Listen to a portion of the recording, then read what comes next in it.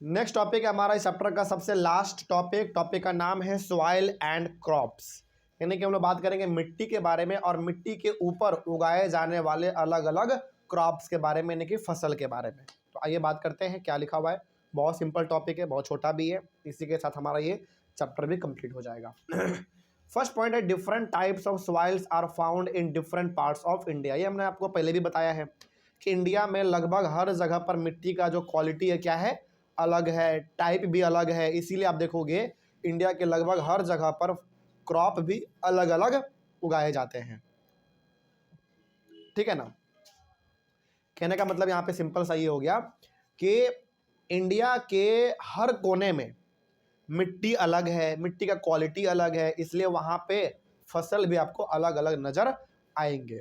For example Jammu Kashmir में जिस चीज़ का खेती होगा उस चीज़ का खेती बिहार में नहीं होता होगा। एग्जांपल सेब ले लो आप, जम्मू कश्मीर में सेब बहुत होता है लेकिन बिहार में कहाँ होता है? इसलिए नहीं होता क्योंकि सेब को उगाने के लिए जो मिट्टी चाहिए वो बिहार में नहीं है, जैसा माहौल चाहिए वैसा बिहार में नहीं है, क्लाइमेट भी नहीं है बिहार में उतना ठंडा वाला, है कि नहीं। तो इंडिया के लगभग हर पार्ट में अलग अलग प्रकार के मिट्टी आपको देखने को मिलते हैं। आगे in some parts there is clayey soil, in some parts there is loamy soil, while in some other parts there are sandy soil. तो किसी जगह पर आपको क्लेई सॉइल मिलेगा, किसी जगह पे सैंडी सॉइल मिल जाएगा, तो किसी जगह पे लूमी सॉइल मिल जाएगा। अब ये सैंडी, लूमी और क्लेई सॉइल क्या होता है ये हम लोगों ने पहले भी बात कर रखा है। तो इसका मतलब ये आप साफ साफ कह सकते हो कि इंडिया के लगभग हर कोने में आपको एक जैसा मिट्टी नहीं मिलेगा, हर जगह पे अलग अलग मिलेगा। आगे soil is affected by wind, rainfall, temperature, light and humidity. अब एक बात बताओ, ये जो मिट्टी है ये कैसे अफेक्ट होता है? अफेक्ट का मतलब हो गया कि मिट्टी पे जो असर है अच्छा या खराब वो किन किन चीज़ों पे किन किन चीज़ों के वजह से पड़ सकता है। पहला विंड के वजह से, जैसे मान लीजिए कई बार क्या होता है यदि बहुत ज़ोर से आंधी तूफान आता है, बहुत ज़ोर से हवा चलता है, तो मिट्टी एक जगह का पूरी तरीके से उड़ के दूसरे जगह पे चल जाता है, गायब भी हो जाता है एक तरीके से। तो मिट्टी को ये भी अफेक्ट कर रहा है, यानी कि मिट्टी को पहला बार अफेक्ट कौन कर रहा है? हवा। दूसरा रैनफॉल, कई बार बारिश इतना ज़्यादा हो जाता है कि बारिश के पानी में सारा मिट्टी बह के चल जाता है, और कई बार बारिश होता ही नहीं है जिसकी वजह से मिट्टी हमारा पूरी तरीके से सूख जाता है और वो मिट्टी के ऊपर खेती करना बहुत ही मुश्किल भी हो जाता है। तो मिट्टी को रेनफॉल भी अफेक्ट करता है।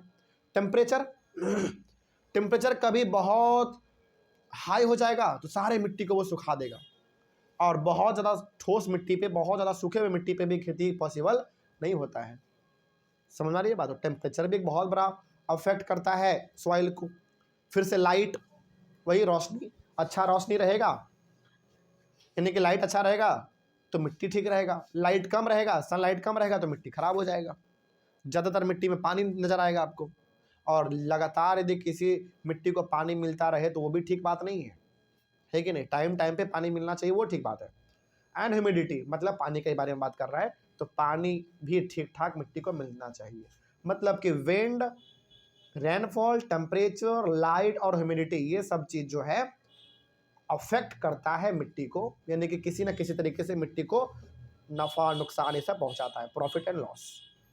आगे these are some important climatic factors which affect the soil profile and bring changes in the soil structure. यानी कि जो आपने ये पढ़ा अभी ऊपर में, rainfall, wind, temperature, light, humidity, ये सब क्या है हमारा एक तरीके का आप ये कह सकते हो कि ये कुछ इंपॉर्टेंट क्लाइमेटिक फैक्टर हैं, मतलब कुछ ऐसी चीज़ें हैं जो हमारे हाथ में नहीं है। हमारे हाथ में है क्या ये सब चीज़? वो तो नेचर का है। तो इन सब चीज़ों के वजह से हमारा मिट्टी का जो सॉइल प्रोफाइल है वो भी कई बार अच्छा या फिर कई बार ख़राब भी हो जाता है कि नहीं। सॉइल का जो स्ट्रक्चर है वो भी कई बार बिगड़ जाता है, नहीं तो कई बार अच्छा भी हो जाता है। सब कुछ बढ़िया रहा तो मिट्टी अच्छा हो जाएगा, सब कुछ खराब रहा तो मिट्टी खराब भी हो जाता है। The climatic factors as well as the components of soil determine the various types of vegetation and crops that might grow in any region। यानी कि क्लाइमेटिक फैक्टर का मतलब हो गया ये सब चीज़ जो हमने अभी ऊपर में पढ़ा, wind, rainfall, temperature, light, humidity. यदि ये सब चीज़ कहीं पे अच्छा है तो ऑब्वियस सी बात है वहाँ का मिट्टी भी क्या होगा? अच्छा होगा, अच्छा फसल वहाँ पे उगेगा। और दूसरी चीज़ कंपोनेंट्स ऑफ सॉइल, सॉइल का क्या कंपोनेंट है? कंपोनेंट का मतलब हो गया मिट्टी में ह्यूमस वगैरह होना, ये सब सॉइल का क्या है, कंपोनेंट है। मिट्टी में अर्थवर्म होना, अर्थवर्म भी मिट्टी को फायदा ही पहुंचाता है। तो ये सब यदि चीज़ कहीं पर रहेगा तो ऑब्वियस ही बात है उस जगह पे मिट्टी के ऊपर वेजिटेशन भी ज़्यादा देखने को मिलेगा। वेजिटेशन का मतलब हो गया मिट्टी के ऊपर अच्छा खासा आपको हरियाली नजर आएगा, फसल अच्छा खासा उगेगा। ओवरऑल ये कहा जा रहा है कि यदि किसी भी जगह पर मिट्टी अच्छा है, वहाँ पे हवा अच्छा है, पानी अच्छा है, टेम्परेचर अच्छा है, सब कुछ बढ़िया है, उस मिट्टी का फर्टिलिटी भी अच्छा है, उसके अंदर अर्थवर्म भी है, सब कुछ है, बैक्टीरिया वगैरह भी है, मिट्टी मतलब उपजाऊ वाला है, तो वहाँ पे आपको वेजिटेशन भी ज़्यादा देखने को मिलेंगे, मतलब पेड़ पौधे भी उस मिट्टी के ऊपर ज़्यादा देखने को मिलेंगे। लेकिन जहाँ पे सब चीज़ खराब है वहाँ पे आपको पेड़ पौधा उतना नज़र नहीं आता है। ठीक है, आगे उसके बाद थोड़ा सा कुछ सिंपल बातें भी हैं। Clayey and loamy soils are both suitable for growing cereals like wheat and gram. यानी कि हम लोग बात करें क्लेई सॉइल का और लूमी सॉइल का, तो क्लेई सॉइल और लूमी सॉइल जो है बड़ा अच्छा मिट्टी माना जाता है किसके ग्रोथ के लिए, मतलब किसके प्रोडक्शन के लिए, व्हीट और ग्राम के लिए। व्हीट का मतलब गेहूं हो गया और ग्राम का मतलब हो गया चना। तो चना और गेहूं के प्रोडक्शन के लिए, खेती के लिए क्लेई सॉइल और लूमी सॉइल अच्छा माना जाता है। ठीक है, आगे फॉर पैडी, पैडी के लिए soils rich in clay and organic matter and having a good capacity to retain water are ideal. मतलब पैडी के लिए कैसा मिट्टी चाहिए, पैडी के लिए ऐसा मिट्टी अच्छा होता है जो कि क्लेई मिट्टी हो, पहला बात। दूसरा बात, उस मिट्टी में क्या होना चाहिए, ऑर्गेनिक मैटर होने चाहिए। ऑर्गेनिक मैटर का मतलब हो गया ह्यूमस वगैरह, अर्थवर्म वगैरह, केचुआ, ये सब चीज। और उस मिट्टी के पास वाटर होल्डिंग कैपेसिटी भी अच्छा होना चाहिए, मतलब वो पानी लंबे समय, मतलब वो मिट्टी जो है पानी को लंबे समय तक होल्ड करके रखता होगा, नीचे नहीं जाने देता होगा। तो इस प्रकार के मिट्टी में जो है वो पैडी अच्छे तरीके से उगता है। ठीक है, आगे लेंटिन्स के लिए बात करें यदि हम लोग, लेंटिन का मतलब मसूर दाल, आपने नाम सुना होगा, मसूर का दाल आता है, आपने खाया भी होगा। एंड अदर पल्सेस, मसूर का दाल या फिर और भी अलग अलग प्रकार के जो दाल हैं उनके लिए लूमी सॉइल ठीक होता है। Loamy soils which drain water easily are required. मतलब लूमी सॉइल में दाल का जो खेती है वो अच्छे तरीके से होता है, क्योंकि पानी वहाँ पे ठीक ठाक टाइम तक रहता है मिट्टी में, तो पानी भी मिलता रहता है उसको। आगे फॉर कॉटन, कॉटन के लिए सैंडी लोम, लोम का मतलब हो गया लूमी सॉइल। तो कॉटन के खेती के लिए sandy soil, loamy soil which drain water easily and can hold plenty of air are more suitable. यानी कि बेसिकली लूमी सॉइल हो गया, सैंडी सॉइल हो गया, ये सब जो है पानी को ठीक ठाक टाइम तक अपने अंदर होल्ड करके रखता है, और इस प्रकार के मिट्टी को एयर भी लगातार मिलता ही रहता है, जिसके वजह से यहाँ पे कॉटन का खेती अच्छा होता है। बेसिकली आप ये कह सकते हो कि कॉटन की खेती के लिए सैंडी सॉइल और लूमी सॉइल ठीक माना जाता है। ठीक है, last, wheat is grown in the fine clay soils because they are rich in humus and are very fertile। यहाँ पे wheat के बारे में ऊपर में भी बात हुआ था ना, wheat किस प्रकार के मिट्टी में उगते हैं, क्लेई और लूमी सॉइल।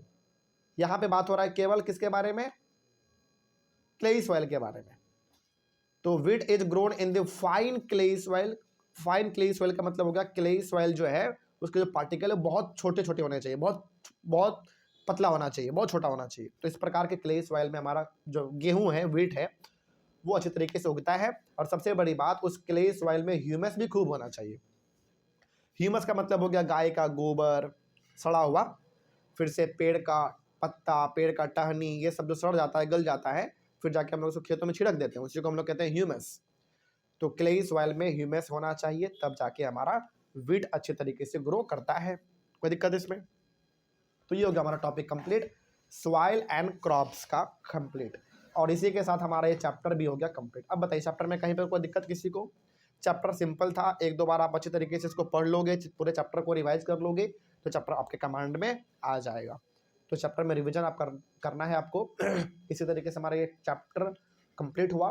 तो ऑनलाइन वाले बच्चे, आप लोगों को कहीं पर कोई डाउट रहा होगा तो आप लोग एक बार कमेंट करिएगा। हम लोग मिलते हैं अपने अगले क्लास में फिर से एक नए चैप्टर के साथ और एक नई शुरुआत के साथ। तब तक के लिए thank you very much and have a nice day.